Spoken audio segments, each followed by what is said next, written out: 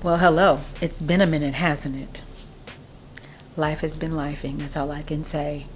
So I thought this would be a good time to reconnect.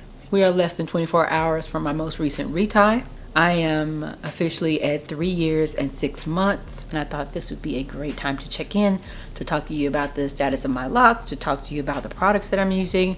This is the day after, as I mentioned, and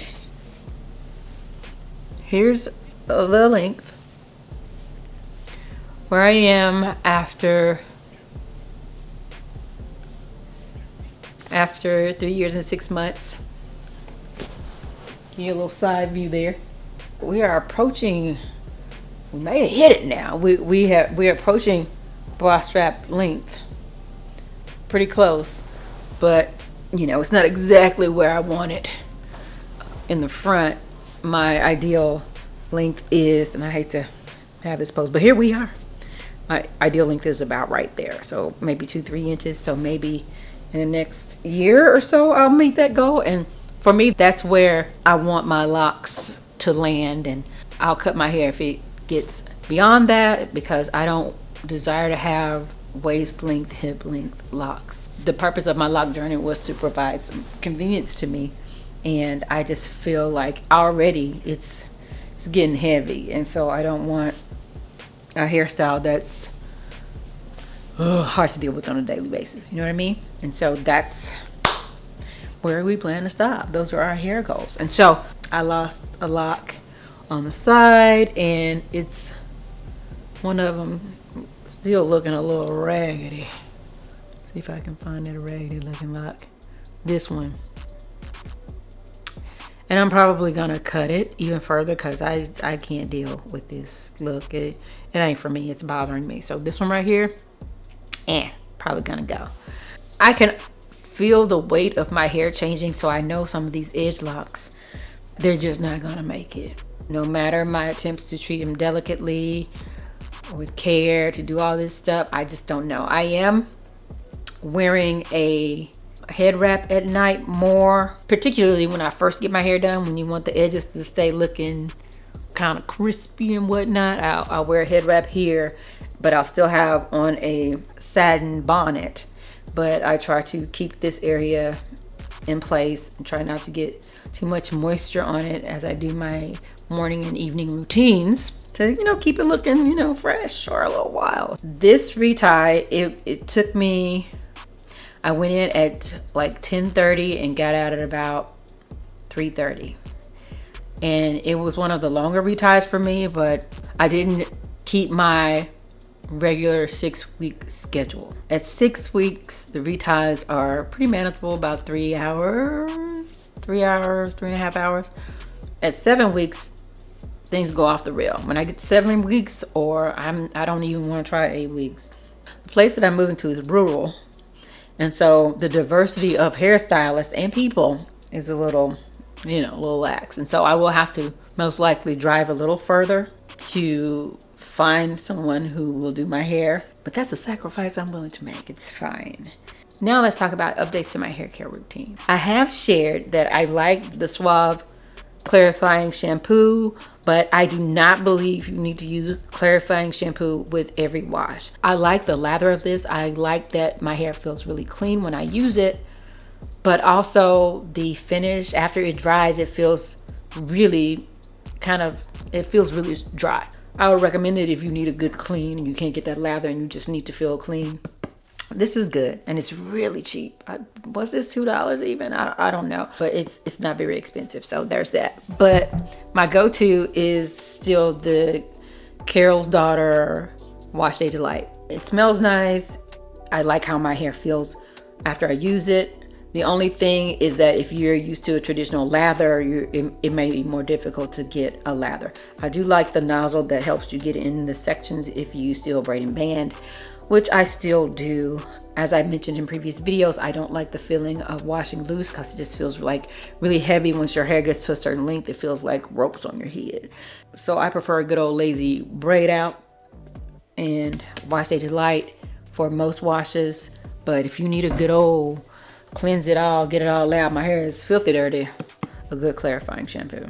So let's talk a little bit about hair loss and my ccca, my alopecia.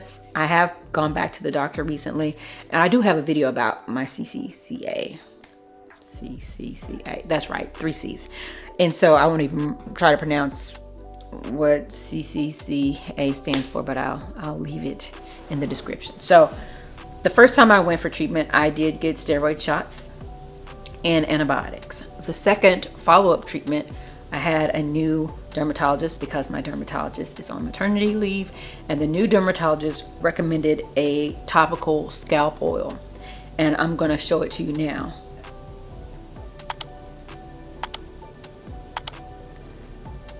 So I know I can't pronounce that, so I thought it would be best for me to show it to you, and I'll leave the name of it in the description.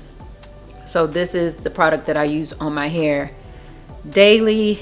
I am gonna call the dermatologist and ask her when to stop treatment. I've been doing this for almost 2 weeks, and I've been trying to read up on it to see when people generally stop, or is it something continuous that you use. As soon as I have an update, I'll be sure to leave it once again in the description as far as how I'm utilizing this product. It does say in the instructions that your hair is supposed to be a little bit damp, that you are supposed to use like a plastic cap to sleep in, and that you wash it out the next day. But I don't think those instructions were specifically made for people with afro textured hair. But I'll consult with my doctor and report back. A second item that the new dermatologist suggested that I try was the women's Rogaine foam. And I haven't tried that yet, but I am definitely going to in the near future. As far as trying it out, from the reviews that I read, you can see results over time. But any gains you made, you may lose if you stop using the product. But I am trying all of the doctor recommended treatments and possible solutions I can find. One of the things that I'd like to make note of, that both of my dermatologists asked me about hair loss, was, did I ever feel itching? And not that I'd noticed before, but now I am keenly aware of that occasional itching sensation in this area where I have ccca, and I make sure that I'm up on my treatments when I feel that.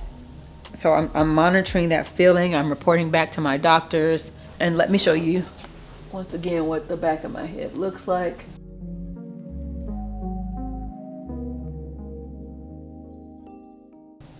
To me, I can tell it looks a little sparse in the crown. For some reason, I feel like, and it may just be a placebo effect, I feel better about it. I feel less exposed. You know, I feel like it's starting to kind of cover up a little bit. Maybe that's how I feel inside. I don't know if that's my reality. So yeah, I am wearing scrunchies out of doors lately just because of ease of use. I think I can still have a pretty clean cut professional look with them. And plus my hair is just getting to a length where sometimes it's a little bit bothersome, and I need it out of the way as I'm getting dressed, as I'm eating. Just get out of the way. Get out of the way, her. And so I still opt for my high bun. I am sporting the low bun a little bit more often because I don't know, now that I'm at this length, I like the look of it, and it's easy. It is really easy.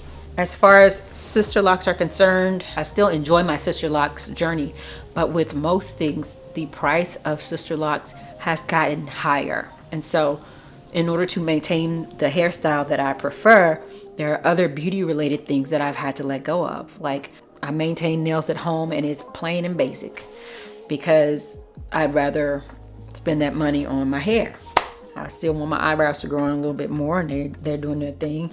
They may not look perfect, but they're fine for me. There are certain beauty services that I have just taken ownership of so that I'll have more money to invest in my hair. But also, looking at my budget, I just don't want to spend so much money on beauty maintenance. And if for that reason, because of this shift, someone doesn't find me particularly attractive, that's fine. If they want to pay for some extra services, that's fine too. I'm less concerned with what people think of me and my appearance.